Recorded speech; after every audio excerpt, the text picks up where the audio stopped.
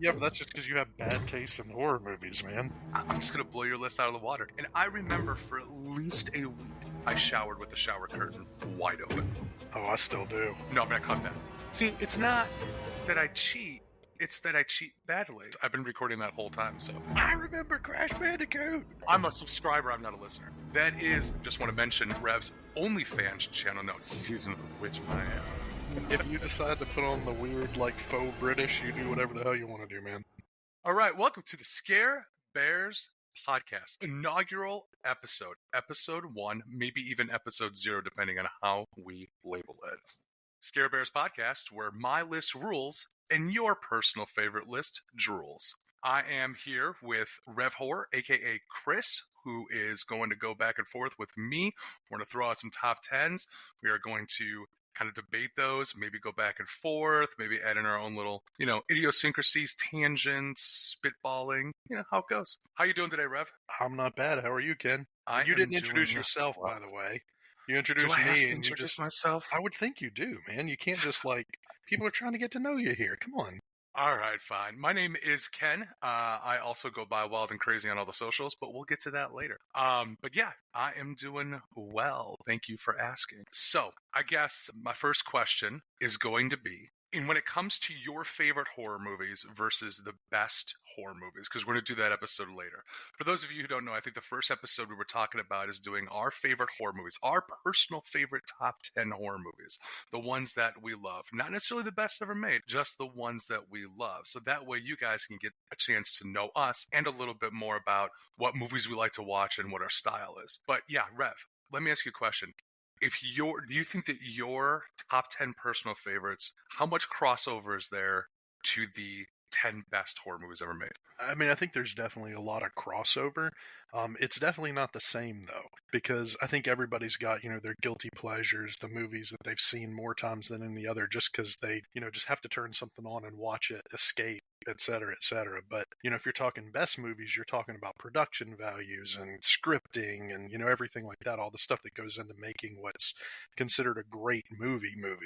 But, if you're watching Zombievers, nobody's going to say it's one of the best movies ever, but it may very well be your favorite, I think it's definitely a difference between the two, but there's also going to be a lot of crossover too for people who actually appreciate horror. I completely agree with what you're saying. However, I will say that on my top 10 list of my personal favorites, I would only put 2 in maybe the best horror movies ever made. Yeah, but that's just because you have bad taste in horror movies, man. This could absolutely be correct, but I'm going to tell you right now, I got a feeling that I'm just going to blow your list out of the water. You'll see, man. You'll see. You know what? And just for all the listeners out there, these are secret. We don't know what the other is making, other than just kind of knowing each other fairly well. Beyond that, we have no idea what our list is going to be. So if Ken has Zombievers on his list, I'm just saying I fucking called it. It's not on mine, but it could be on his. Spoiler and alert. Find out. It is not on my list either. However, there is a zombie movie on my list. Ooh. So yeah, my next question is going to be... Well, okay, so I've got a couple of questions for you as well, since you want to try to fucking brain tease me right off the bat. Please do. Okay, so... this episode is all about getting to know us for our potential audience. So the 3 people out there that will probably hear this, you're going to get to know. I think you're being very generous with 3. That's amazing. Well, I'm going to listen to it. You're going to listen to it. That's 2. No. I'm a subscriber. I'm not a listener. Fair enough. That's reasonable. And by the way, if anybody wants to do that, please subscribe. Don't have to listen. We're good with that. Absolutely. Those numbers are what's important. We only care about the money you're making us. We don't give a shit about anything else. All right, so here's my first question for you, and I do have a couple, so you're going to have to bear with me. Okay. What got you into horror movies? What was your first experience like? Was there like a specific movie, or was it like somebody making fun of you for being a chicken shit and you had to like show them up? Like what happened? Okay, so this is an interesting question because there's 2 things that bring me back to the original thing that probably started my love of horror. The first was that, I don't know do you remember? I'm sure you remember, but if anybody else out there remembers, there was a version of The Blob, not the 1950-60 black and white version, the original version. There was a remake of The Blob. came out in like the 80s, like the early 80s. There was a scene where like a guy got sucked into like a drain in the sink of a kitchen, and then like the blob was on the ceiling and he was like reaching out through the blob. Do you remember this? It's been years since I've seen it, but of course, man, I got the fucking Scream Factory version up there. I'm going to tell you this right now. That was one of the scariest movies I've ever seen. I was 4, and I watched this movie on regular TV. This was on, like, regular basic cable back then. This was not cut. It was not cut for time, not cut for anything. They're just showing that shit to a 4 or 5-year-old just watching TV in the 1980s. I couldn't believe it. And so I'm sitting there like, that's the scariest shit I've seen. So that also was probably my first horror experience. The second was, and I remember this explicitly as well, and this is like the first time that I remember actually, you watch Alfred Hitchcock's Psycho, and again, not that terrifying of a movie, especially to a 9-year-old. But then as a 9-year-old, you have to go shower. And we had one of those long tubs that had the long shower curtain and stuff like that. And I remember for at least a week, I showered with the shower curtain wide open. Oh, I still do. Different reason. That is, just want to mention Rev's OnlyFans channel. No, just kidding. Hey, you know what? We'll see how this goes. But anyway, so yes, I remember when I was 9 years old and that one. So that was probably my takeoff of horror. And then generally when I was younger, I was always interested in Halloween. I loved Halloween. It was my favorite holiday. I used to read books and stuff like that when I was younger. Like I was reading, Stephen King, It, Shining at like 12, 13 years old from the local library and shit like that. So yeah, just that's probably my 2 earliest memories of being just terrified by a movie. And again, it wasn't the movie, it was the situations after the movie. Sure. Which I'm going to touch on my list later. But anyway, how about you? What was your first horror movie that you explicitly remember?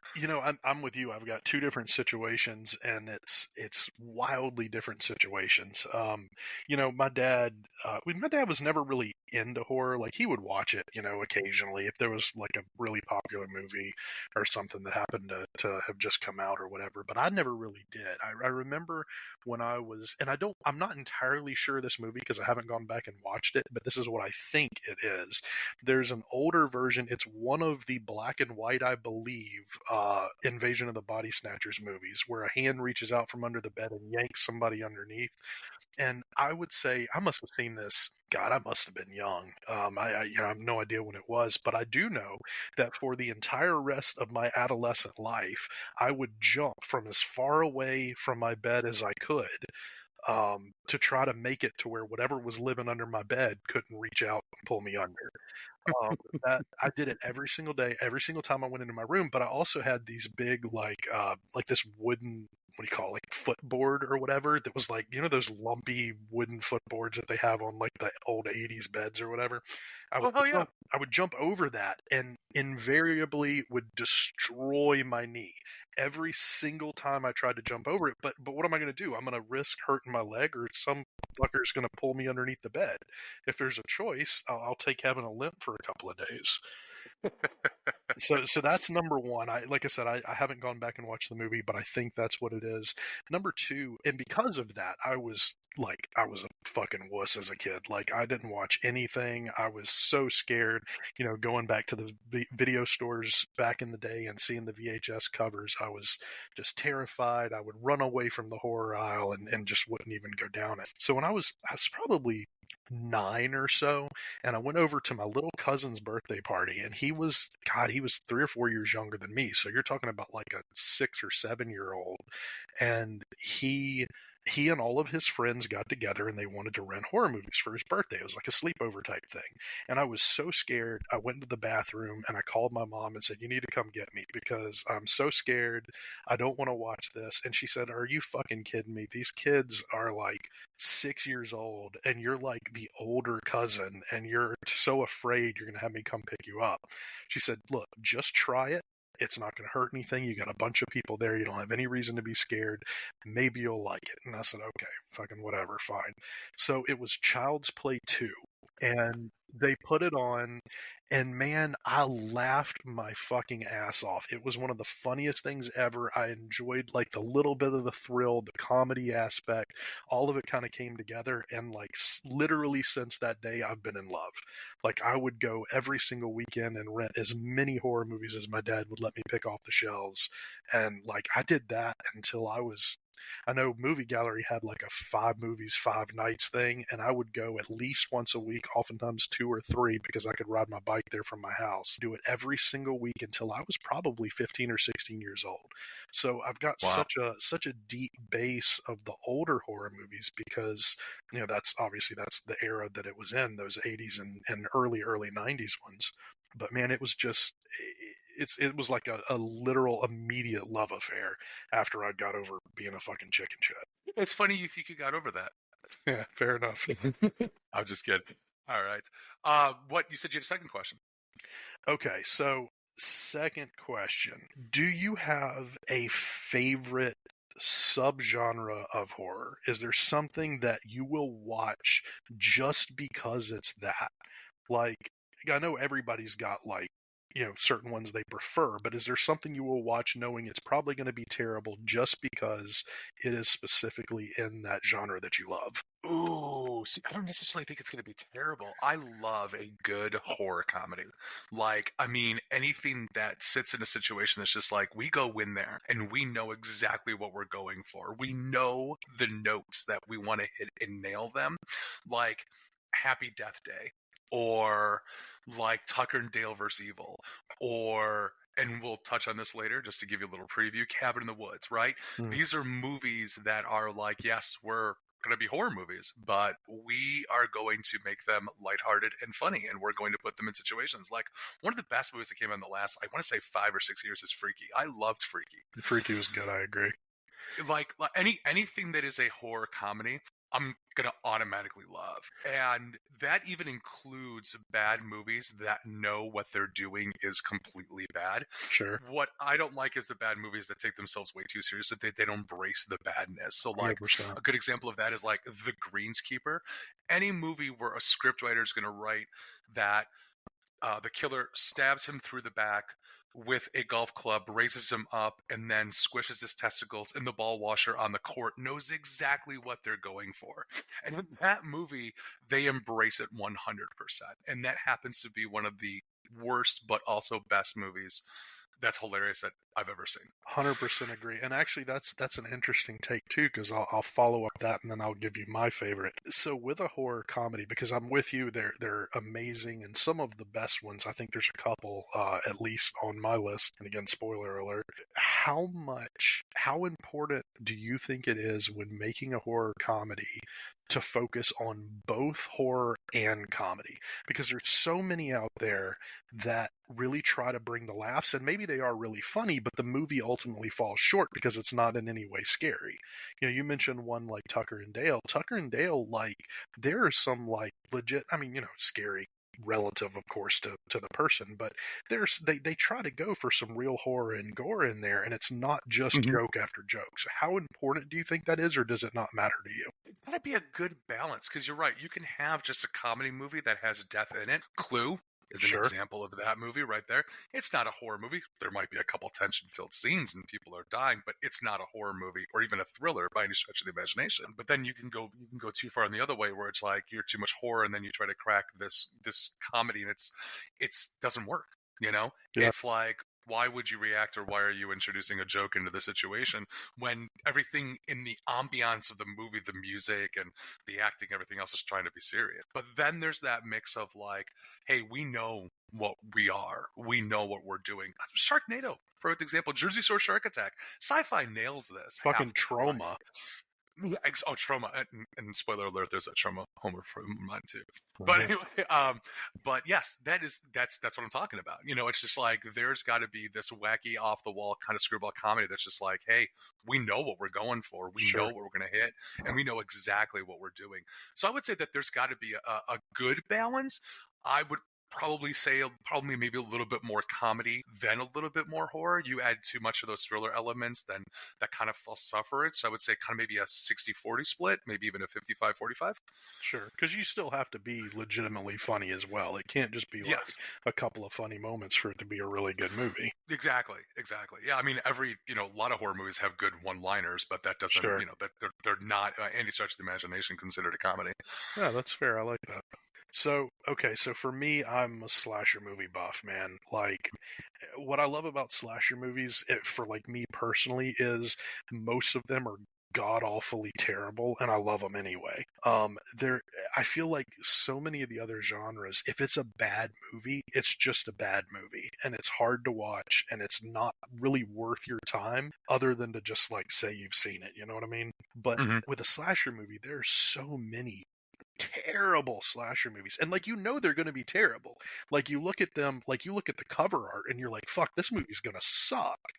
But it's a slasher movie, and like they know what they are, the rules are established, you know what's going to happen going in, and occasionally you'll see one that'll kind of bend the rules or kind of add something to it that you've never seen before. But it doesn't have to.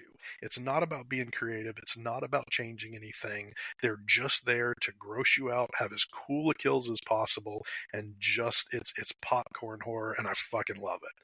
I would watch any slasher movie at any time with no expectation, just fucking enjoying it, man. That's exactly. I can't think of a genuinely bad, unentertaining slasher movie off the top of my head that I've ever seen. Okay, so when you say when you're talking about slashers, are you a one weapon kind of guy, or are you most creative kill with different weapons kind of person? It depends on the movie, honestly, because there's so many. And we'll get into my favorites later, and again, another spoiler, which I guess we're just going to have to dig in pretty soon because we're giving away some of the list. But I know I've got a few slashers on my list, and it's varied even within my list. I think there's some, if the killer's good enough, I think it's okay to have one weapon, but if the movie is not a good movie, the more varied the kills, the better. Interesting. Okay, I like that. All right, interesting. I like that. Okay, well then, I guess that is going to be the perfect segue for us to kind of go into our list here. Before we do, there was a couple different rules that I kind of laid out. The first one was it's got to be your favorite movie, not necessarily what you think is the best. Obviously, if one of the movies that you think is the best isn't your favorite, that's totally understandable. Secondly, it had to have the horror genre tag on IMDb. And this is important because we're probably going to talk a lot about in the future, in the episodes coming up, about the difference between horror and thriller and what constitutes a horror film, or what films are considered horror films or not horror films. Definitely going to have to touch on that. But I wanted it to be, you had to have the tag so that those debates were not going to take place until future episodes. So that one was on me, and I kind of got hoisted by my own petard on this one too, because I really wanted to put a film on that list, but it didn't have that tag. So did you cheat at all? Let me ask you that, because I gotta admit, one of mine I did not discover, because of course I'm not a nerd. I didn't go check out the fucking IMDb tags. I just assumed they were on there. But one of mine is one that you mentioned today does not have that tag. So did you cheat? Do I have to make one up on the fly? You do not, because I used my 10 spot for two different movies because one of them didn't have the horror tag. Well, that's worse. That's worse than my cheat, so all right, fine. See, it's not that I cheat, it's that I cheat badly, and that's what makes it, it's endearing. That's exactly. That's what endearing makes and me charming. Who I am, It's not that I cheat. It's that I just cheat really badly at it. You know what? I'll take it. That's fine, because that at least lets me keep mine. I will take whatever excuse necessary, so I don't have to make something up on the fly here. But you know what's going to happen is that if you say a film that you cheated on, I'm totally going to switch one of mine and put that film in if that's the one that that's exactly what's going to happen. So that's all right. Well then, okay. So then I will let you kick it off with number 10 for Rev, for Chris. What's your 10 film, man? Okay, so before I do number 10, are we gonna? I know you had mentioned you had some kind of honorable mentions too. Do you want me to cover those first, or would you rather me? We are going to cover the honorable mentions before number 1. Okay, that works for me. All right, so number 10 for me is Hatchet. Randy got himself a hatchet, and he started chopping at that door. I fucking love Adam Green. And don't get me wrong, Hatchet is far from the best horror movie. It might not even make like a top 10 slashers list, but it is everything that I love about horror. It's gory, it's irreverent, it just flat out rebukes good taste, and it's completely hilarious. Green is one of my favorite directors. I love literally everything he's ever done, and Hatchet is, in my opinion, his most watchable and accessible film for the everyday horror movie fan. Nice. That is a good one. That is fun. 2006 horror comedy. You know, it's right up my alley. A little horror comedy there. Plus, it's got Kane Hodder and Robert Englund. So how are you going to go wrong on those movies? Yeah, I mean, it's and there's, I mean, it's one of those movies, and it's one of the few that you can like completely identify as a movie that was made by a horror movie fan for horror movie fans. It's the horror movie FUBU, really. Absolutely, yeah. He did a really good one. I want to say that it was Green. It was Frozen. Oh yeah, which was in 2010. I actually really liked that. It wasn't a comedy. Wasn't like, I mean, it was more of a thriller. But this gets into the whole thing. Is it a horror thriller when you can have wolves as the quote unquote killer? Or is it just a thriller of three people being stuck on a ski lift? Heights, there you go. Heights is the fucking killer. No, but Frozen is fucking amazing, and it has no excuse to be as good as it is, because it's literally three fucking people on a ski lift, and it's amazing. And just the way that he shoots it, I mean, and then listen to him tell stories about it, about how, you know, they're up on the mountain and they're trying to figure out how to shoot these people on a ski lift. Like, there was an actual ski lift. Like, how do we get this done? It's incredibly creative. It's a bottle movie taking place in essentially one location throughout most of it anyway, and it's incredible, and it really shows what a fantastic filmmaker he is. It totally is. It totally is. But yes, no, Hatchet is a really fun movie, and I definitely agree with your number 10 that does make the list, but unfortunately doesn't make mine, because my number 10, kicking it off, and this is where I cheated because I have two films in number 10 because I couldn't debate which one to kick off, is Tromeo and Juliet from Shawarma Horror Studio. Get ready to die! Happens to everyone sooner or later. Gotta love it. I love this film so much. There is nothing better than taking Romeo and Juliet and making Juliet drinking a potion that turns her into a pig. That is just quintessential horror film. It's quintessential trauma for sure. But you know what, man? Oh, absolutely. I am a huge Troma fan. Troma is one of the biggest reasons why I got into horror in the first place, and I have never seen Tromeo and Juliet. Oh my god, I can't even find it. I have a copy on my shelf, and I've never seen it, which I'm sure will come up a lot while we do this podcast, is that I own a fuck of a lot of movies to have seen almost none of them. This is literally the only movie that I own on VHS, because I got, because it's like, when I was in college, I got rid of all my VHSs and stuff like that, not knowing how awesome because that it's not VHS 1988 was. anymore. Right, but VHS is awesome. But anyway, I was like, yeah, this is the only movie that I own on VHS. Oh wait, I take it back. I also own Star Wars, the 1990 THX enhanced version, not the special editions, the re-releases in '97. Oh yeah, not those, just the original ones that were just THX enhanced in the mid '90s. The originals before he went and fucked it all up. Exactly, the OG. But anyway, yeah. So Troma horror film. Oh my god, Romeo and Juliet. I cannot say that this movie I love enough, because I am an English nerd. I do love Shakespeare. I love Romeo and Juliet. This is the perfect companion piece to Romeo and Juliet. It is so beautifully fucked up that you're watching it and you're like thinking to yourself, what the fuck is going on? But also, how amazing is it at the same time? And yeah, I mean, in today's world, I probably shouldn't recommend anybody go and watch this movie, but in today's world, it probably doesn't work. But when it came out, it totally worked at that time. Okay. So, all right, I accept that. Again, having not seen it, I can't really tear it apart too much. But which is better, Tromeo and Juliet, or the Claire Danes, Leonardo DiCaprio, Romeo plus Juliet? Well, I mean, I think that Tromeo and Juliet's better. Although Leo did kind of nail it in that movie. Dude, that's such a fucking good movie. Like, I know I'm not supposed to like that because I'm a dude or whatever, and I'm like big and manly. Nonsense. Dude, that First fucking of all, movie we're rocked. going to spell that right now, man. It doesn't matter. Dudes can like any movie. All right, Amen it doesn't to that. matter. Okay, but Don't get me started on The Notebook. All right, so from there, the next on my 10 list, because this one, technically Romeo and Juliet, was labeled, and this is what's crazy about IMDb and labeling, and this is why I was just like, this is a bullshit rule and I should never have made it. It labels it as a comedy romance, which it is a comedy and it is a romance, but it's definitely a horror movie. Dude, It How is to Lose a Guy in 10 Days is not a horror movie. In what way isn't it? In what way is it? Frosted. Okay, so horror movie number 10. I'm just going to kick it off. It, Chapter 1. I'm not supposed to take stuff from strangers. Oh, well, I'm Pennywise the dancing clown. Pennywise? Yes, meet Georgie. Georgie, meet Pennywise. Now we aren't strangers, are we? Wait, what? It, the movie It, the first It Chapter 1. Is not considered a horror movie on IMDb? No, it is. No. This is my number 10. This is my official number 10. Okay.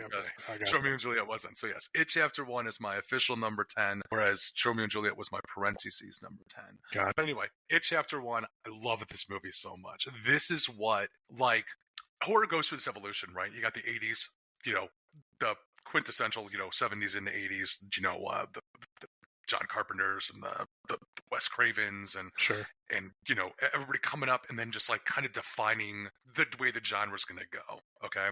And then you move into the 90s, and the 90s goes into like, with Scream coming back with that tongue-in-cheek stuff, but then also go into found footage, and then from there go into independent horror. But like It Chapter 1 is like, what would happen if we made an Oscar-worthy horror movie? Like this is like Silence of the Lambs, which was the only quote-unquote horror movie ever nominated for Best Picture.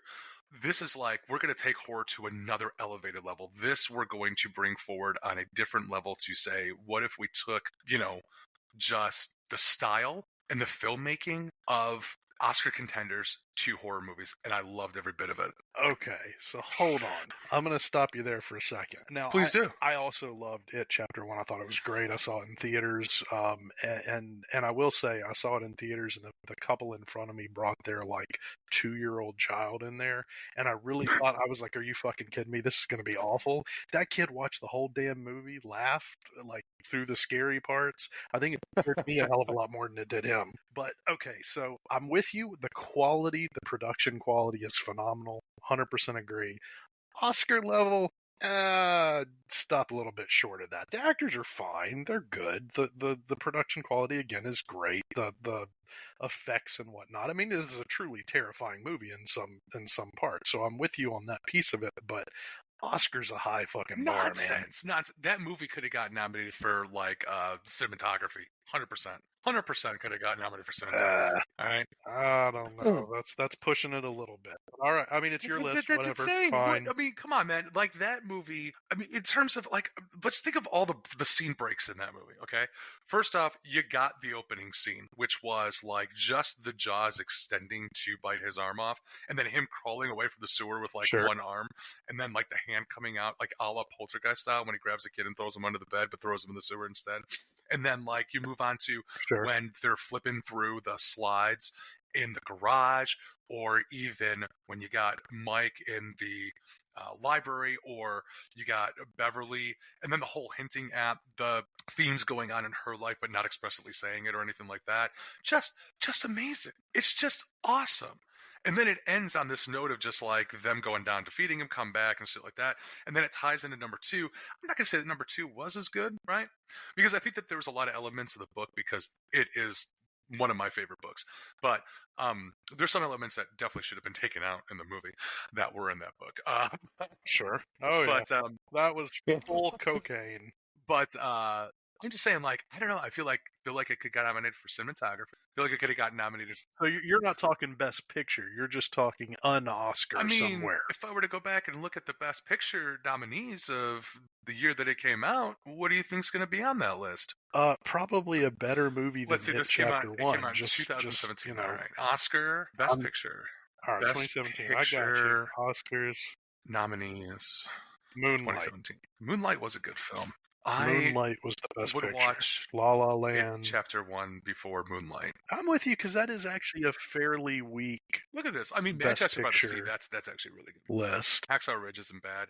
See, like Fences, I don't think, like, take Fences out. Take Fences out and put in, because Fences, yeah, put in It Chapter Put 1. in That's what It I'm saying. I say Chapter take 1. Fences out. No offense to Denzel Washington, man, but like Fences is a stage play. It didn't really work as a movie. I'm just gonna say it. Sometimes stage plays don't work as movies. All right, I agree Glengarry with you Glen Ross, completely. perfect example of that. Excellent stage play. It just doesn't work as a movie. I don't care what kind of actors you got in there. It just didn't work as a movie. It's a stage play. So we're taking Fences out. I'm putting It Chapter 1 in, and I call for a revote. That is a fucking bold statement, man. I'll give you that. You're gonna. I don't know if you're gonna piss off a lot of horror movie fans, but I think you're probably not gonna make the movie fans particularly happy with that one. Show up my house.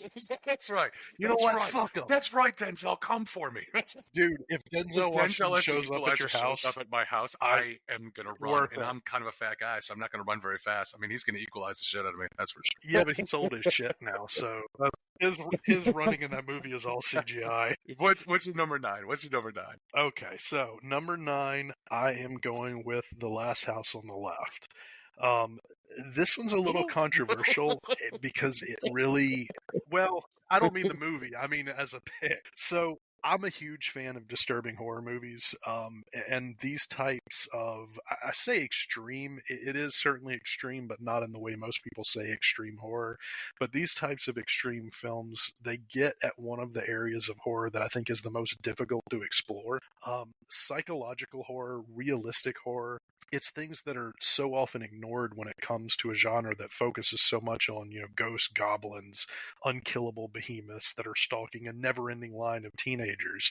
But Last House on the Left, I mean, this is a real story. This shit happens every day. There's nothing in Last House on the Left that couldn't and hasn't happened before.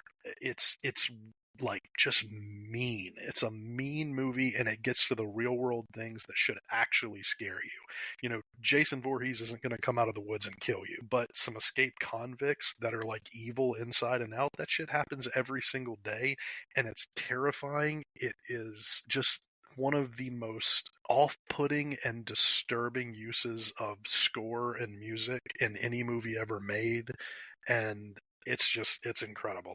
I watch it several times a year, and that may make me a fucking weirdo, but I'll take it. I guess I can't really gripe on this one. Last on the Left is a completely disturbing film. Your reasons are interesting because I would say that it's more likely in this day and age that a Jason Voorhees would come out of the woods to kill you than my dad wetting his upstairs hallway and then electrocuting somebody in the middle of the hallway. Okay, the ending, it depends. I mean, yeah, if you're talking about like a duel between a guy with like, I can't even remember what he's holding, a pipe or something, and a guy with a chainsaw, yeah, okay, maybe that's... okay, that part's not realistic. But the actual scary I totally get it. It is definitely one of those, like, it's scary when you think about it because of the situation in which you could be in. And you're right. It's like, we know on a certain conscious level that when we go to sleep, there's not going to be somebody that makes our dreams reality and kills us in our sleep, and we just die and stuff like that by getting slashed to death and shit like that. That's true. But like, I totally understand that for sure. It is a rough watch sometimes, though. It is a rough watch. It is a rough watch, and it's also not a movie that you really want to recommend to somebody, because when you go and you're like, oh, what movie do you like? Oh, Last House on the Left, you got to watch this. They will never look at you the same. They're going to come back and be like, what the fuck is wrong with this guy? It's not like you're like, oh, go watch Friday the 13th. It's this dumb movie that the guy's going to kill a bunch of campers. It's like, no, go watch this story of like a horrific rape and murder in the woods that like plays like Keystone Cops in the background for laughs.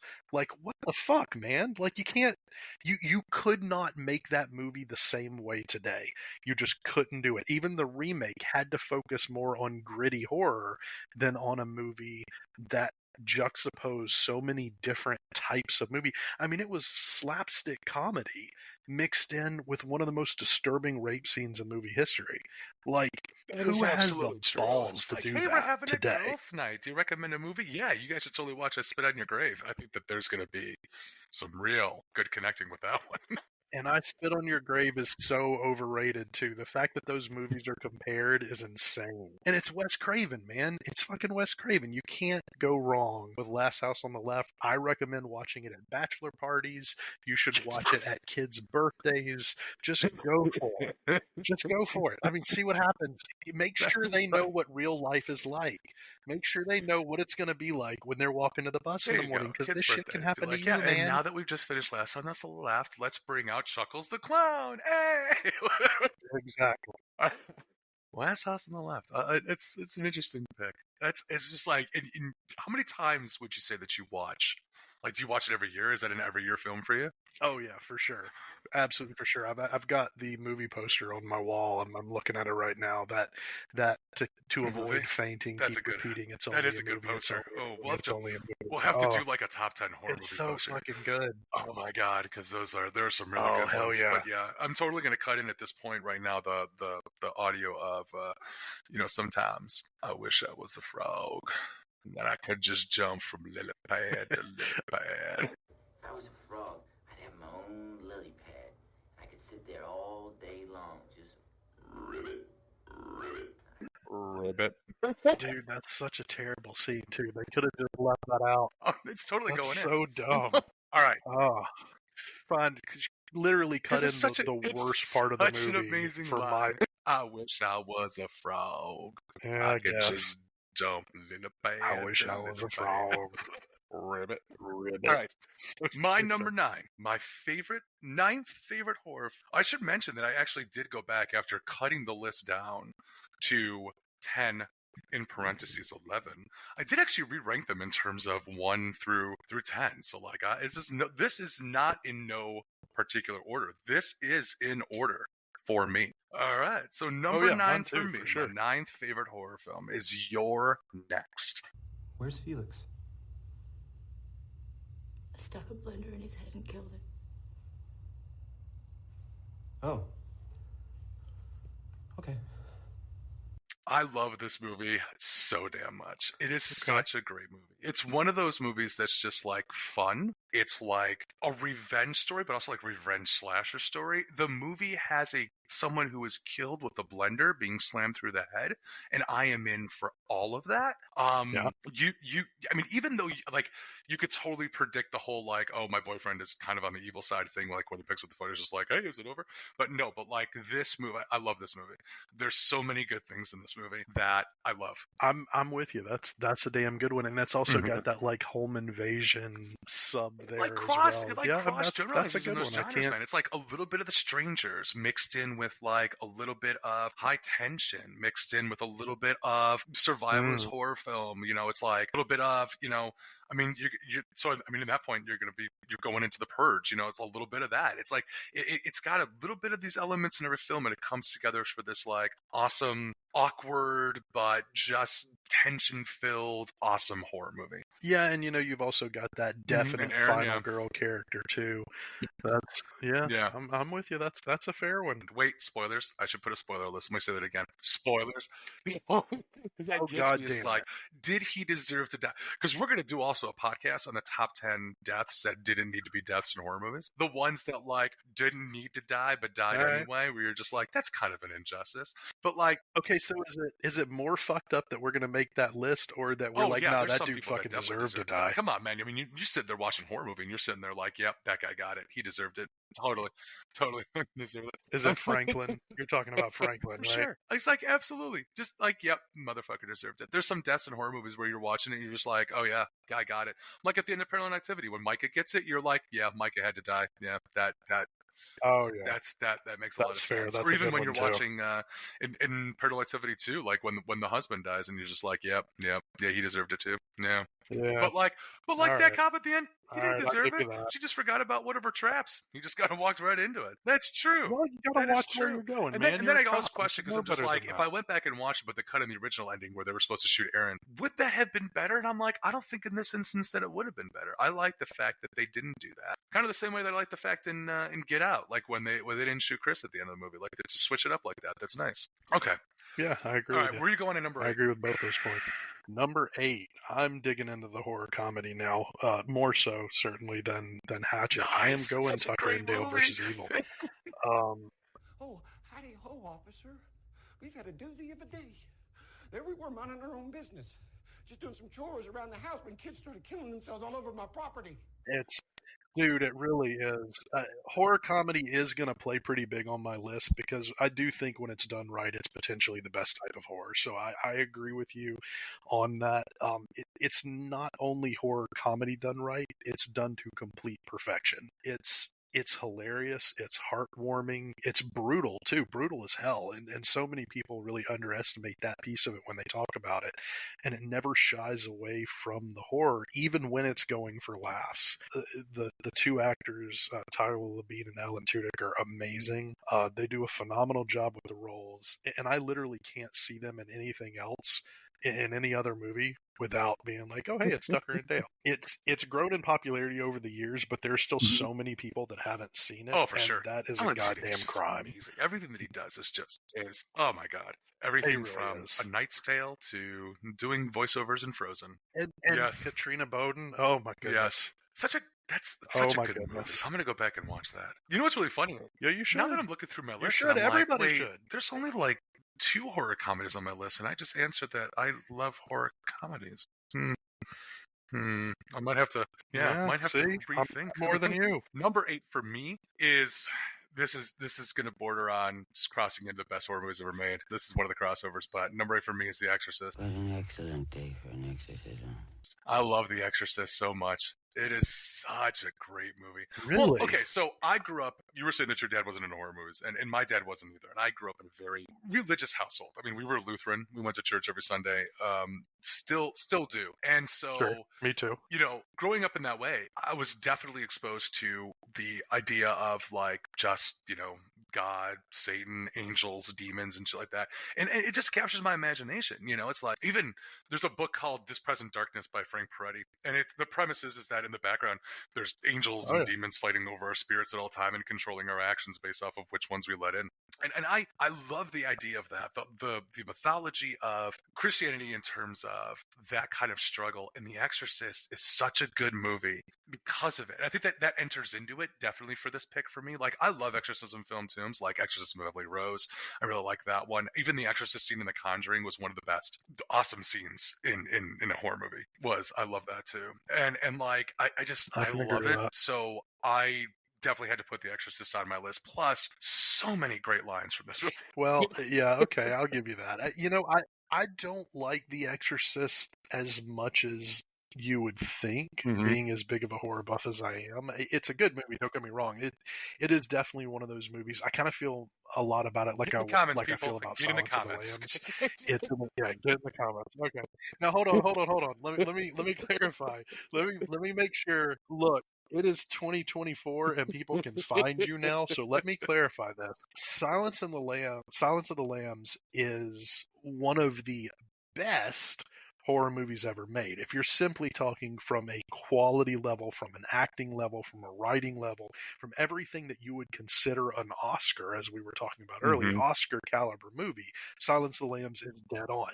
It's also fucking boring for like 75% of it. So that's part of where I feel about The Exorcist. There are some scenes that are some of the best ever put on film in horror. Like, no doubt about it, they're incredibly impactful. It's iconic, like, to the nth degree. It's quite possibly one of the most iconic horror movies ever made. But, like, do I want to turn it on a lazy Saturday when I'm just sitting around? Hell no. Like, you gotta be in the mood for it. Like, I would rather watch, like, just the dumbest, most awful, like, just hilariously bad horror movie over The Exorcist, because it's a moody watch. You have to be in the right mood to watch it. You know in what? my opinion, that's me. Obviously, I can't really not disagree you with that. You got to be in the right mood to watch it. No, fuck that. I watch that movie all the time. I love that movie, and I still try to spider walk down the stairs backwards. Does it work? Not yet. Not once. But that's because I don't have the flexibility for it, you know? You're a fucking scrub. All right. That's fair enough. Also, for the record, IMDb does not have Silence of the Lambs as a horror film. Just gonna throw that out there. Just throw that out there for everyone. Yeah. Well, speaking of, here's my cheat. Number 7, and again, this is the one movie that this one and my next one, I really was very hesitant to place them where they are. And actually, when I was talking to you earlier today, I actually forgot this one was on my list, and I probably would have gone and changed it, but fuck it, I'm not going to. Number 7 is Jaws. You know the thing about a shark, he's got lifeless eyes, black eyes, like a doll's eyes. Jaws is so fucking scary. I'm not afraid of sharks. I have never once been in a situation in my life where I've been like, oh my God, what if there's a shark there? That's not me. Like, I don't care. I can go swimming anywhere, no issues. But I can say fairly confidently that there are so many scenes in this movie that will stay with you. So many scenes in the movie that are just utterly terrifying. My mom read the book in 1970, whatever the fuck. She did not go swimming in the ocean again in her entire life because the book scared her so damn much. And the movie, oh my goodness, that's actually, Jaws is another one too that I have like one of those formative memories. The scene where Quint gets eaten is a scene that I happened to just kind of walk by when my family was watching it in the living room, and I ran from the room screaming. It was one of those movies that made me not want to watch horror movies. So crazy. It's so such a scary. Good movie. It is, and nobody ever told me that Steven Spielberg was going to scare the shit out of me, and I just, I would say there are maybe a handful of movies, like I'm talking 4 or 5, ever made that are perfect movies. And Jaws is without a doubt absolutely one of them. That movie is so good. Here's the thing about Jaws, and I talked to you about this a little bit earlier. Here's the thing about Jaws. Let's say Jaws is a demon, right? Let's say he's a shark. Jaws is a shark. He's underneath your bed, and when you go to sleep, he is lurking beneath you, trying to take you down. That's a horror movie, right? There are dozens and dozens and dozens of horror movies like that. What, it's not a horror movie because it's in the fucking ocean? I think that's got a bullshit ranking. I'm actually questioning everything on IMDb right now as we speak, and I think that Jeff Bezos has a lot to answer for. Oh shit, I forgot about that. You know what? This is why God invented People pitchforks. get in the comments on Jeff Bezos. The comments. Grab your torches. I do feel like I do have to say, just as my own little personal soapbox, I feel like of all the reasons we're going to try to take down Bezos, making Jaws not a horror movie is probably not that important. I will see you making Jaws not a horror movie, and I will raise you making Jurassic Park not a horror movie. So, that's... I don't think Jurassic Park is a horror movie. That is insane. Listen, how is Jurassic Park not a horror movie? In what way isn't it? Follows the exact same horror movie tropes as every other horror movie ever made. It opens up with an amazing opening scene of somebody getting killed, and then it goes into light and airy and everything's fun and good and everything like that, and then it just goes into absolute mayhem and everybody starts ending up dying, and then they have to get away at the end. It's an amazing horror movie. It follows all the tropes. It's all the right notes. That is, without a doubt, I can't. A little tangent. Jurassic Park is an action-adventure movie, and it is... Jurassic Park, honestly, I think for me it's a little bit different. I don't consider it a horror movie because I think it's magic. Even if it's magic, when I was a kid, look at Warlock. Warlock is... I don't mean that kind of magic. I mean movie magic. I mean, like, when I sat down as a kid to watch Jurassic Park in the theater, I could not believe that what I was seeing wasn't real. It was so good. Oh my god! Now, if you're talking all-time favorite movie magic. But you know what? Sleepy Hollow. Sleepy Hollow's labeled as a horror movie. Labeled a horror movie. So there. Yeah, okay, but here's the thing, and this is, you know what? This is going to be another one, and I'm sorry. Again, open up the fucking comment sections. Tim Burton sucks. Tim Burton sucks. You're not going to get an argument. Sleepy Hollow, it doesn't matter if it's a horror movie because it blows. Yeah, you're not going to get an argument from me on that one. But anyway, I guess, okay, so I'm just, people get in the comments on Jurassic Park whether or not it's a horror movie. I'm in a way. Yeah, I do definitely want to read that. Maybe we could do a poll on Slasher or something. Maybe we could, ask Damon if Slasher has a poll. We should ask him for that. We should totally ask him for that. I don't think it does. We should ask him for Although, that. That's if a we great did that, idea. then every single post for the next 5 weeks would be just polls after poll. Yeah, that's probably true. But hold on. Let's stop here for a second and say, do anybody listening to this, all, 3 of you, do you guys know about Slasher? Slasher is a horror social media app / website. It's basically horror Facebook. Sometimes, that's a bad thing to say because it's like Facebook that talks about horror occasionally, but it's fantastic. It's where me and Ken met each other. If you guys are not on Slasher, what the hell are you doing with your life? Because you need to be. It's a great place to meet like-minded people. And I know it sounds like J-date or something when I describe it that way, but I mean, hey, you know what? You never know. Maybe so. You never know. It used to have a dating function on it. But yes, no, he is absolutely right. Rev is absolutely right. Slasher is an amazing social media app that's a special niche app specifically for horror movie fans and like-minded people in that regard. I will say this, in my 3 or 4 years of being a member of the site, met some truly amazing people off that, including Chris here. Never once have seen people get into arguing about politics or people arguing about stupid stuff. It's just people talking about their love of horror movies and sharing horror gifts all day long. 100% agree. And I also have to just point out, we are in no way sponsored by Slasher. However, Damon, you can change that, buddy. We are always welcome. We are always happy to take your money, man. I don't know how much Slasher can pay us, but we are a phone call or a direct message away, man. We will plug Slasher as long as, whatever you need, man. This Care Bears brought to you this week by Slasher. Anyway, all right. So that was that was number 8. Oh, we're on that 7. We got to speed up, man. All right. I don't know. That was my 8. 7. You're on 7 right just now. my 7. Or I didn't do 7. So you did 7. 7 was Jaws. Yeah, 7 was Jaws, and it deserves to be. Jaws is such a good. Shark's got eyes, black eyes. Oh, such a good movie. Anyway, all right. My number 7 is Cabin in the Woods. Cleanse them. Cleanse the world of their ignorance and sin. Bathe them in the crimson of... Am I on speakerphone? No, absolutely not. Speakerphone, no, I wouldn't do that. Yes, I am. Cabin in the Woods is my 7th favorite horror movie, and this crosses over to the horror comedy or the horror flipping out itself. I tell you right now, the Harbinger scene is one of the most hilarious scenes in any horror movie. When they call the Harbinger and the Harbinger's like, "They shall die like the brick." Am I on speakerphone right now? So it's just, I love it. When in the best scene in the entire movie, the one that sticks with me, will always stick with me, is when they're sitting in there, the facility guys are shooting at him, and there's the purge all button, and she presses that big red purge all button, all the monsters come flying out of there. Oh my god, such an awesome movie. 100%. And it's a tame movie until then, too. It's a movie with, very little blood, and then it just fucking goes off the rails.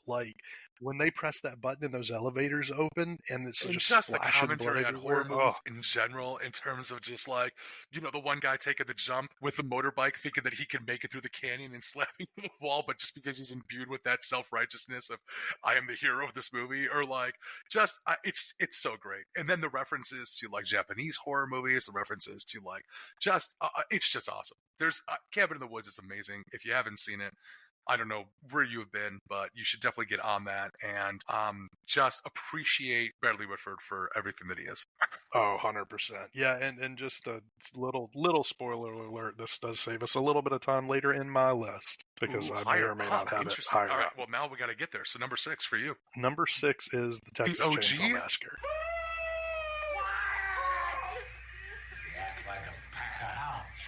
We were just having fun. You think this is a party? The OG. The OG. So, Texas Chainsaw Massacre changed the face of horror, no pun intended. And there's so few movies that can say that. It's gritty, it's dark, it's super disturbing, and even all these years later, which I don't know if you guys are aware, but this is the 50th anniversary of Texas Chainsaw Massacre as of October 1st of this year. And I really genuinely think we should do some kind of special for that, because that doesn't happen that often. Well, I mean, It happens every 50 years. But every 50 years, that is true. But there's so many scenes in the movie that just make you feel dirty. And even all these years later, I have never seen another horror movie that makes me feel what Texas Chainsaw Massacre made me feel. And that meat tenderizer kill, the first kill in the movie, is my all-time favorite use of sound in any movie ever. That celery crunch when he caves that dude's skull in, so fucking good. I think that we should subtitle the movie Texas Chainsaw Massacre, She Jumps Through Windows. Because that's how she gets out of every situation in the movie. It's just jumping through a window. Bitch jumps through like 3 windows in the movie. She's breaking windows left and right. No wonder they want to kill her. Okay, but is there a better way to escape than jumping through a window? Because nobody expects you to jump through a window. Like, think about it. If you're in a meeting at work and like you're getting in trouble or something, maybe they're going to write you up and you just jump through the window. What are they going to say? What are they going to do? They have to be like, you know what? I guess we're going to have to let him off the hook because he just jumped through the fucking window. Himself out that window. And he just fixes chainsaw massacre himself. Motherfucker, CCM'd himself out that like window. Toby Hooper, and honestly, Toby Hooper is so fucking good. And side note, slightly embarrassing, I thought it was pronounced Tobe for years. I didn't hear it until I was probably about 20. So it is Toby Hooper, not Tobe Hooper. Just for anybody I thought it was stupid like me. Tubi. Boy, he's missing a great like cross promotion deal. Fair point. I mean, but he's that would dead, have been worked, but he would have been missed. All right, my 6 is, what's your 6? and this one is this. It's a little controversial, but I love this movie so much. My number 6 horror movie is 1408. We're here to do the job, and we don't rattle. The decor is in tatters, and the staff's surly. But on the shiver scale, I award the Dolphin 10 skulls.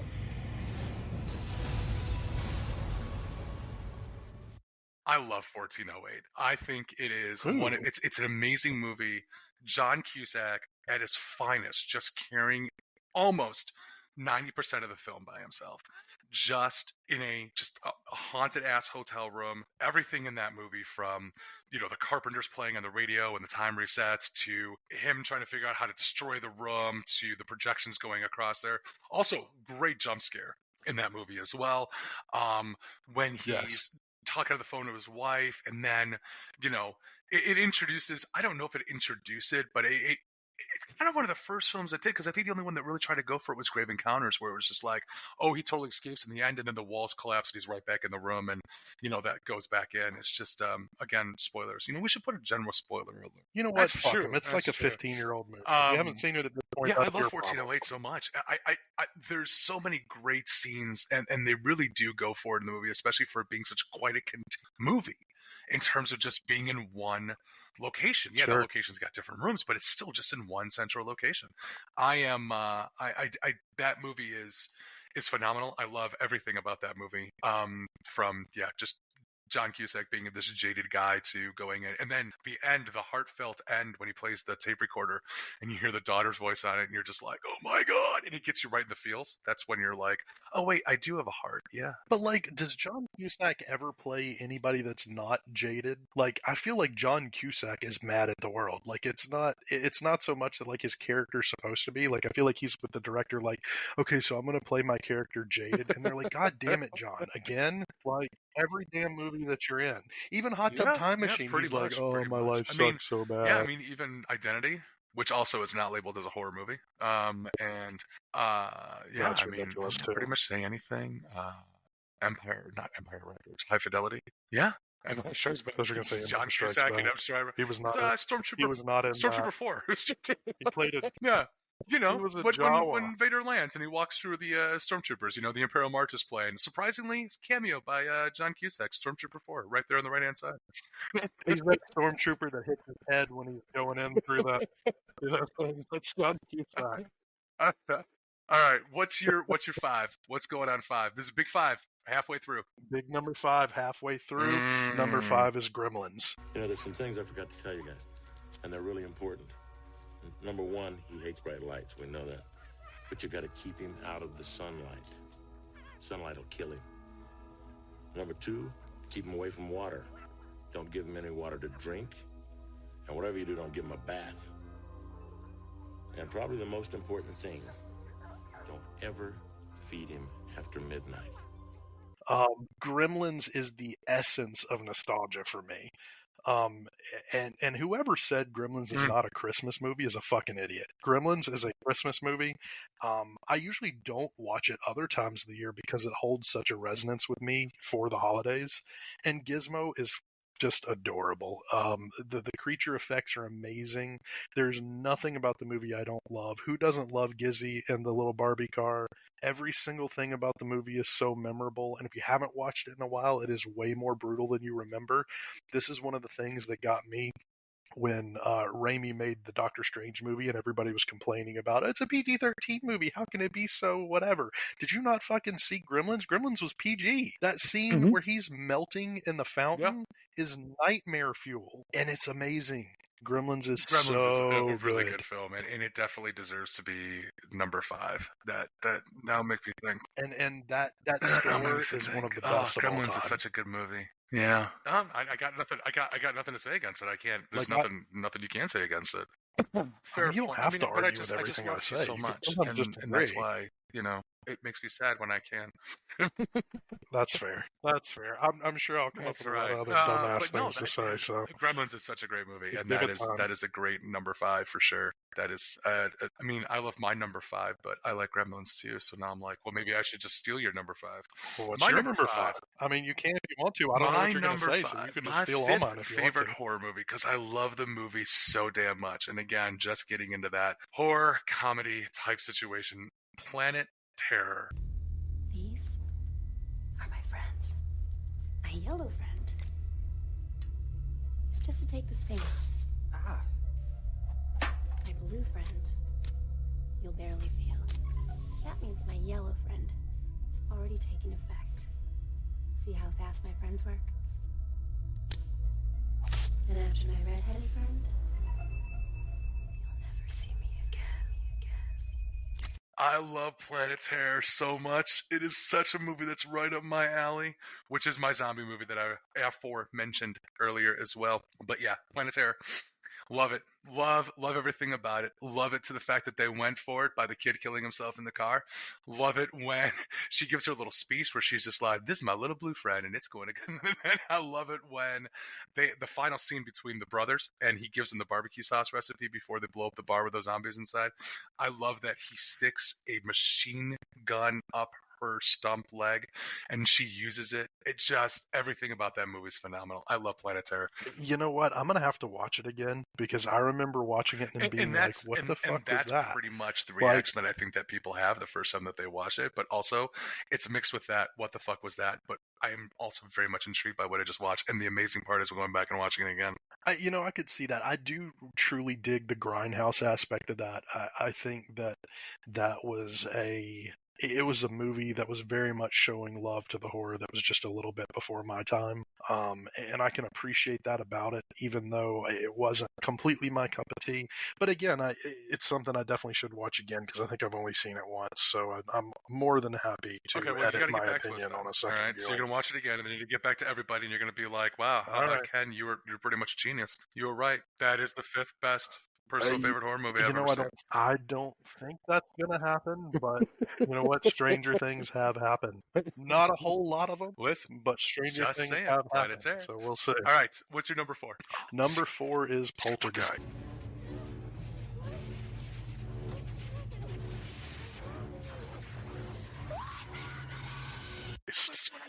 So, well, you fucking didn't.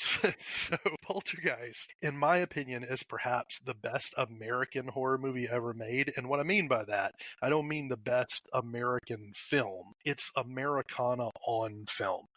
Tobe Hooper's a fucking genius. This is his second movie on my list. It's terrifying. It's perfectly written and scored. It's a beautiful movie. It feels like it could have been made about the house next door. It's a perfect critique on Reaganomics and the consumer culture of the 80s and everything about it, from the football helmets on the wall to the parents smoking pot in the bedroom while their kids are in the other room.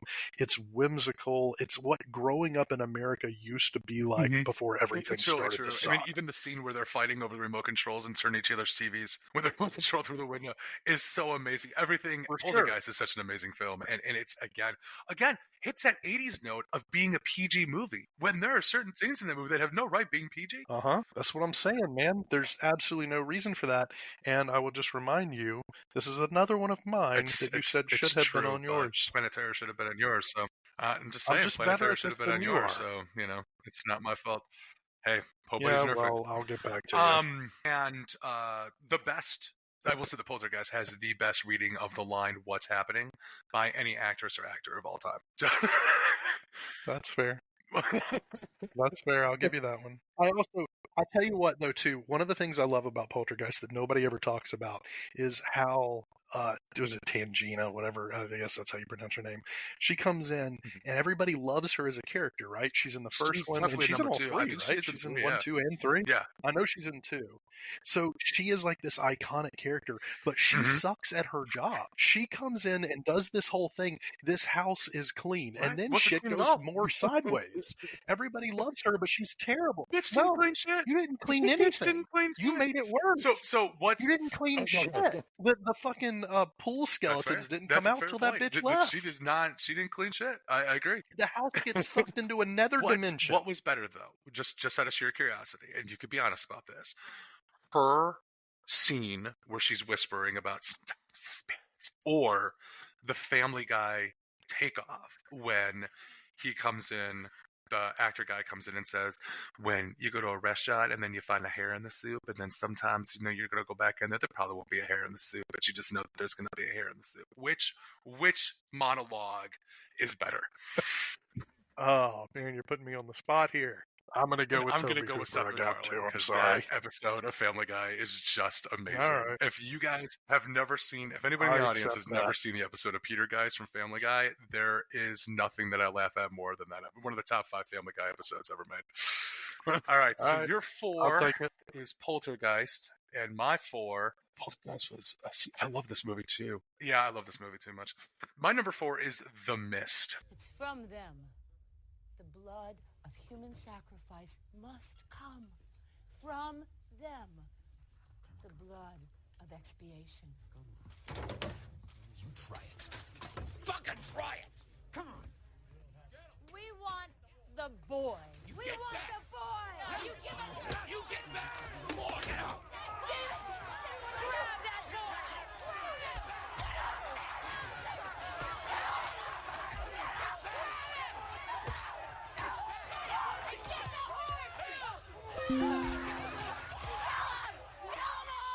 I love The Mist. The Mist. Such a great Interesting. movie. Oh, The Mist it's such a good movie. It's such a character study of just like what happens when you lock people in a room and shit goes down and no one knows what's going on, and they start turning on each other. They start forming alliances. They start going after it. And it harkens back to that original Twilight Zone episode where, like, they turn off the aliens, turn off all the lights in the neighborhood, and they got that one house on, and then the whole neighborhood turns against that one house. This is the same situation, just that distrust of everybody. But since there's so much shit going on outside, you know that you have to band together and you know that you have to survive together, but you can't because you're just distrustful at everything that's going on there. And Marsha Gay Harden plays such an amazing bitch in that movie. Oh my god, she is just so great. What a great role. One of the top scenes that will always stay with me. I mean, we'll probably do an episode on the scenes that stay with you in the future. But just a spoiler alert for that episode in the future. This scene, when they go to the pharmacy and the spiders come out. And the spider starts shooting the fucking acid web, and the whole thing start melting off, and then come out of the soldier that's upside down. Oh my god, I'm out. That was that right there is just one of the most memorable scenes that'll stick. I'm gonna go with The Mist. I love The Mist. I love the way it ends. I'm on the record. I am on the record for saying that movie ended the exact way that movie should have ended. 100% agree. Yeah, that's the one that sticks with me to me. That is mine. That is my number 4. Favorite horror movie. That's a good one. I've got no gripes there. That's a good call. That's another one though. I don't feel like I could watch The Mist I definitely watch every one of these movies. I would watch once a year. I mean, some more than others, yeah. But like But like Oh, these yeah, are my for go-to sure. movies. I definitely watch some of these more than once a year, but every year. There are other movies that I see that I'm just like, oh yeah, that's a really good movie or blah blah blah, but I don't watch it every year. These are like revisited for sure. That's fair, man. But that ending, oh my god, that'll fuck you right up. Great movie. All right, so my number 3 is Cabin in I've the never Woods. heard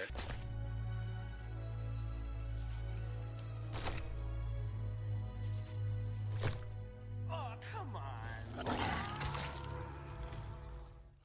Can you tell me a little bit You know, about I really? Well, let me tell you about it. So, I talked about how Hatchet was everything that I love about horror, and I feel the same way about Cabin in the Woods. It hits every single trope, but it hits them on purpose, not just because it's like just the way the movie progresses. It hits them because it knows it's a trope and it plays with them for its audience's appreciation. I agree with you. Bradley Whitford is amazing, so good in that movie. My favorite scene is not the Harbinger; it's the mermaid. The mermaid is so fucking you're right. good. Just the way he's on the floor. Just, It's just such. Come on. It is a really good movie. It's so good. Yeah, so I know we've already talked about it. I thought walking out of that movie that it was an instant classic, and I think it definitely is. Anybody that doesn't like Cabin in the Woods has no idea what they're talking about. It is such a great movie. That is true. Well, you should. It's got on your list. You got it higher. You got it what? 4 spots higher than I do. You're number 3. I'm number 7. No, it's not that. Yeah, because I'm better. It's that. I love Cabin in the Woods, but I don't know. I just like The Mist more. I like Planet Terror more. I like 1408 more. The fact that you want to are rank Planet vastly Terror underappreciating above Planet Terror, sir. You are vastly underappreciating. All right. I watched So it again. much. God damn it. Anyway, my number 3 movie, my third favorite horror movie, is also the first horror movie that I rented from our local library, because you could rent rated R movies when you were underage, whereas Blockbuster used to card me. I could walk over to the library and rent. The number 3 favorite horror movie is Deep Throat. It's not Deep Throat. Damn it. Halloween. What's the boogeyman?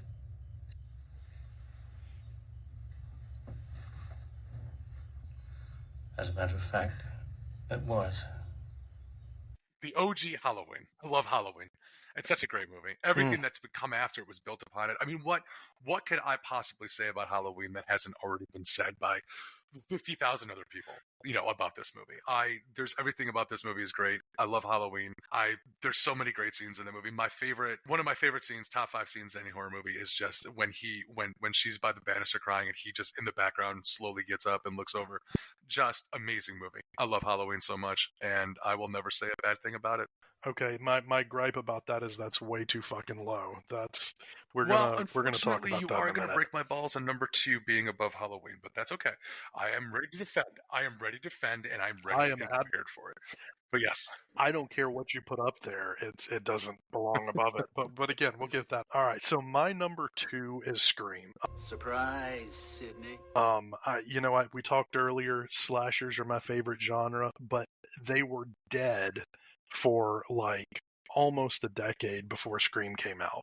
It resurrected the entire genre, and I could not be more grateful. It's a damn good movie in its own right. It's the resurrection of Wes Craven as one of the preeminent voices in the genre. It's near perfect from beginning to end, and it's so meta, so many great things. I feel like Scream not only reinvented the horror, the slasher genre, but it also drew in an entire new generation into horror as a whole. Because I will say that New Nightmare, I think, was a perhaps better meta quote-unquote movie than Scream was, but Scream is a movie that is so important to the survival of this whole thing that by itself, even if the movie sucked, that would be enough to make it number 2.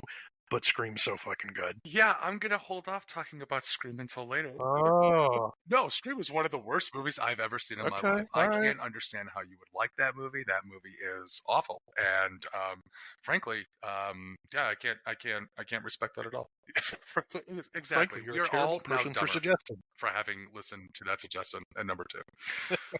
Yeah, we're going to hold off on talking about Scream for a little bit. All right. So my number 2, and this is where you can ring the bell, Apollo. Ding, ding. My number 2 favorite horror movie ever made, and I'm going to get come for, is The Blair Witch Project. Okay, here's your motivation. You're lost. You're angry in the woods. and no one here is here to help you. There's a fucking witch, and she keeps leaving shit outside your door. There's no one here to help you. She left little trinkets. You fucking took one of them. She ran after us. There's no one here to help you. We walked for 15 hours today. We ended up in the same place. There's no one here to help you. That's your motivation. That's your motivation. You gonna write us a happy ending, Heather? I love the Blair Witch Project. I love everything about the Blair Witch Project. I love the way that it was made. I love just the gritty, just independent dream of that movie concept coming together. I love the fact that it was made in the perfect time for when that movie could be made in terms of marketing, in terms of everything that came out in that movie. I cannot believe that they're trying to make that movie again, because that movie came out in 99. That movie does not work if the internet was just a little bit better. If the way that things are gone is just a little bit better than that movie. The whole point of that movie, and the reason that it caught on, was viral marketing of just voice to voice, person to person, telling each other about that movie, right? And building it up on hype. And so damn good. Then so people just brilliant. calling into radio stations like, you don't understand, man, this movie's amazing. Like, I remember listening to a AM radio station interview with somebody calling in about that movie and trying to explain it to the people that were the disc jockeys on the radio station in Chicago. I love the Blair Witch Project. I love the beats that it carries with it. It is such a tight movie. It is just from start to finish. Just I don't know that I would cut that much from it. I love the lore, the concepts, everything about it. It sets it up perfectly. All those teenagers are fucking douchebags and deserved everything that happened to them. It's just the Blair Witch Project. It kicks off an entire genre of film. I don't know. Blair Witch Project is just it's one of my favorite movies of all time. I quote that movie all the fucking time. You know, I can't disagree. I think it's the best marketing of any movie of all time. There are a lot of things to love about the Blair Witch Project. It wouldn't make my top 10 list, but it easily could have. I'm no hate from me, man. I love found footage too. I don't fucking care what anybody thinks. Yeah, that's good. I I'm not gonna disagree with you. Putting it above Halloween. I get that. But I'm going to justify it because I just love that movie so much. We talk about personal favorites, not best ever made. I'm just saying. That's what you said. You said personal favorites. Well, all I'm saying is you sound like you were going to cry when you were talking about it. I love Blair Witch Project. I will watch that movie every year, sometimes twice. All right. Okay. I mean, okay, whatever. You're wrong on your order, but I'll give you the movie. We go into our number ones on both of our lists. Before we go into number one, we're going to do honorable mentions, and those are movies that we just really wanted to include on this list, but for whatever reason, I mean, we've already kind of touched on a few of them, whether they're horror movies or not compared to what they are. But I'm going to limit you. Well, actually, you could just say them. I'm going to let you go and just say some honorable mentions, and then I'll mention mine. I'll probably comment on some of yours. They're just great movies because,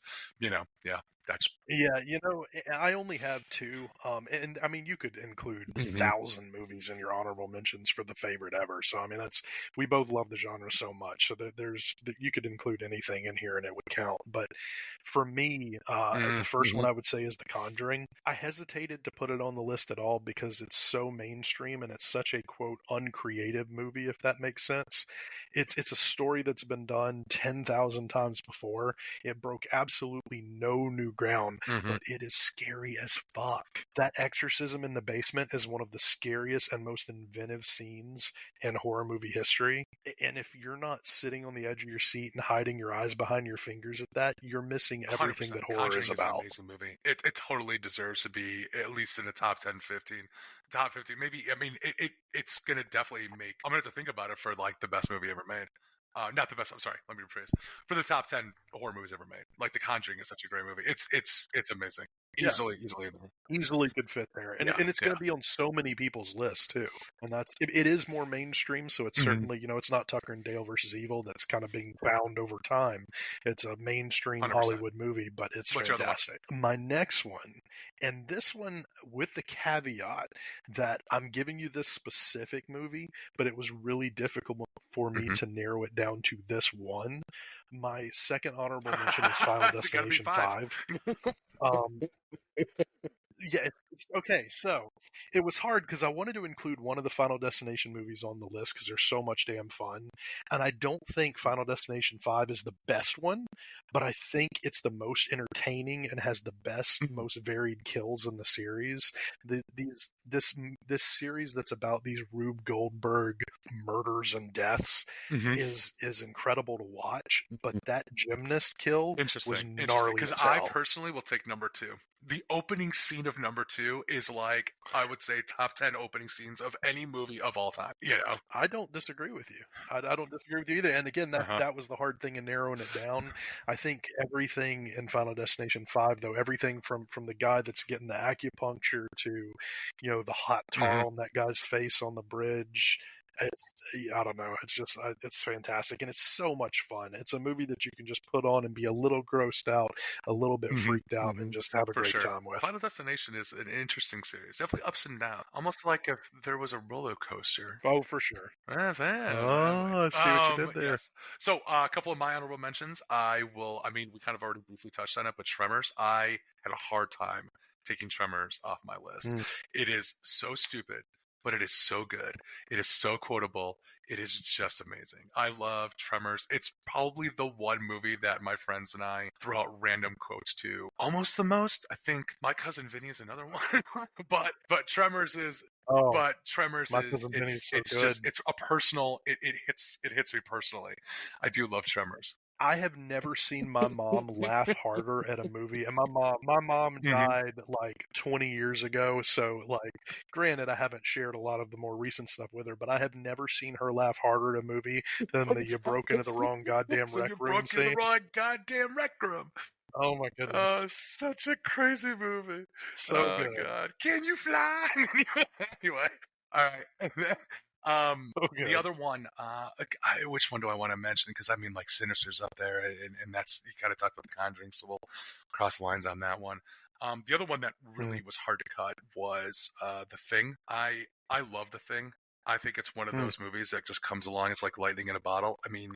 The amount of times that movie's just been referenced in other pop culture, and just everything about that movie is just great. I think again, just a tight that's another movie. Perfect one. Doesn't to me. really need any changes to it. I wouldn't change a damn thing. Love the way it ends. Love everything about it.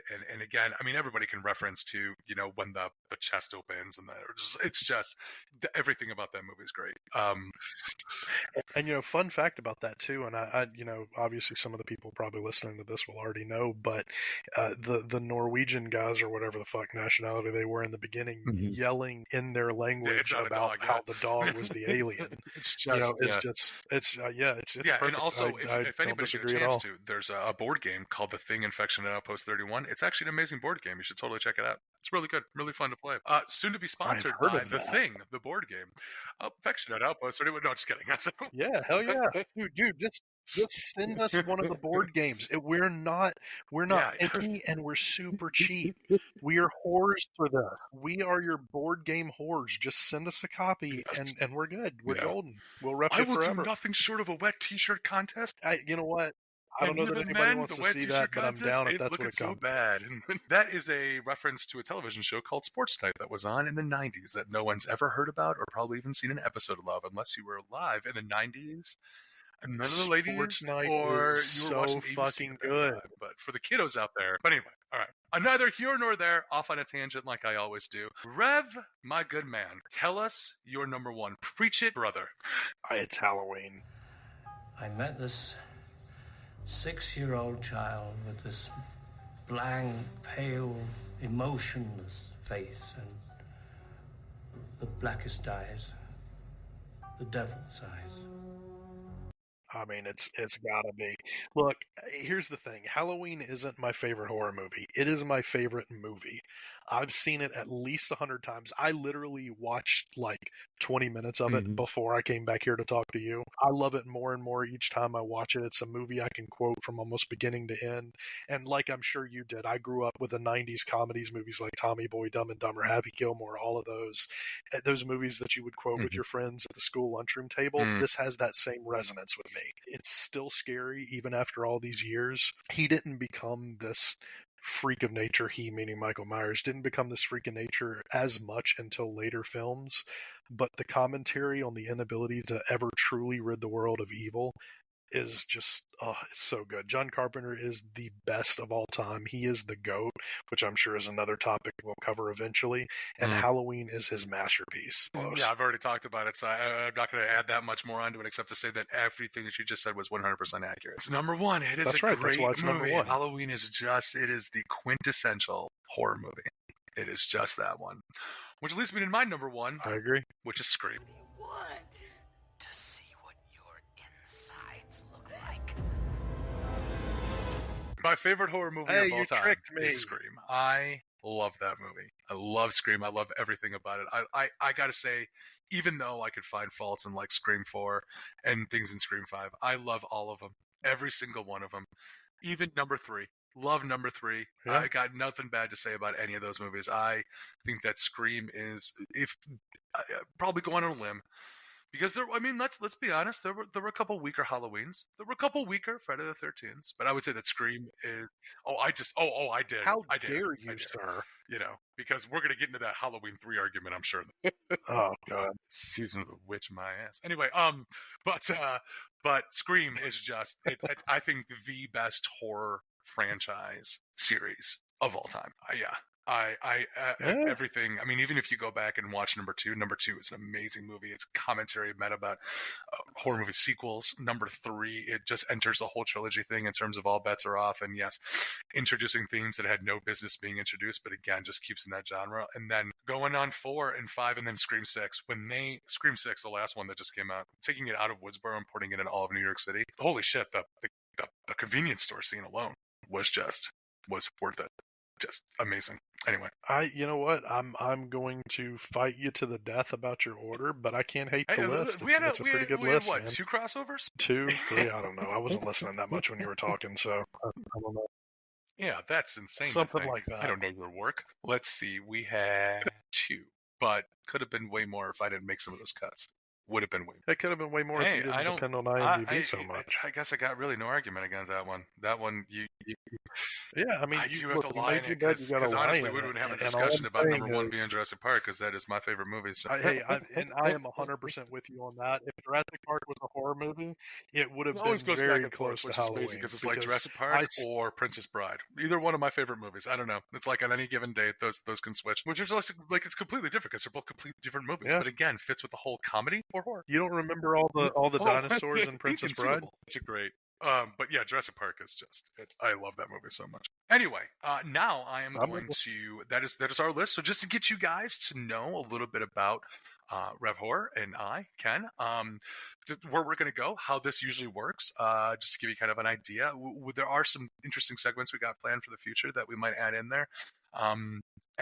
So we're just kind of working on ideas, but this is kind of the format where it's just one of us, we're going to make a list and talk about a topic and kind of fight each other on those lists and whether or not it's good. Unfortunately, in the future, there will be many more debates, but when it comes to our favorite horror movies and when it comes to the best horror movies ever made, I think that there's going to be just a lot of agreement. How dare you say Halloween is a good movie? Halloween sucked balls.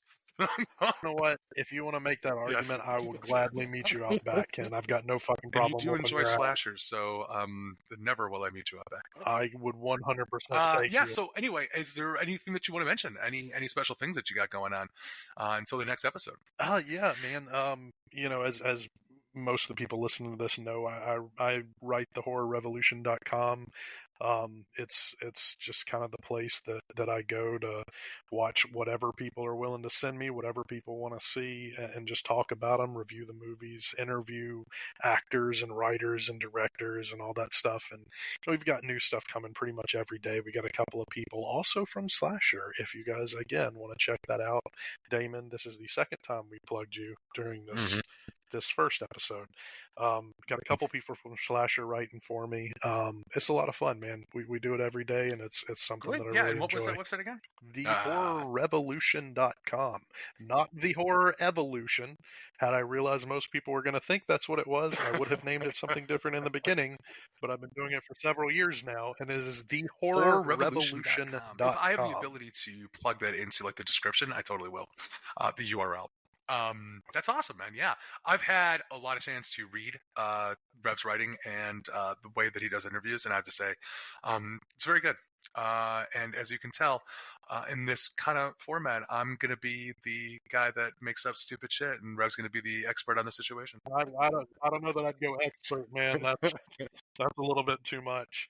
I will say though, I've always said you had a face for radio. I do. That's not even in debate. You've got that great like Casey Kasem voice going. Like I totally dig it. Let's see. What would it would be like? And now, coming up on the smooth sounds of horror, it's The Exorcist. That is, honest to God, one of the worst impressions I've ever heard in my life. All right, well, brother, I am. I think it's time. I think we gotta cut it. I think we gotta cut it down. We're gonna slash it away. Man. Fine, whatever. we will definitely do this again. So until next time, again, I am Ken, and that was Rev, and I guess. Do we end it with something cheesy like "We'll see you at the movies" or what? We'll just have to we'll just end it like right in the middle of like one of us talking. It's just gonna cut out in the middle of something.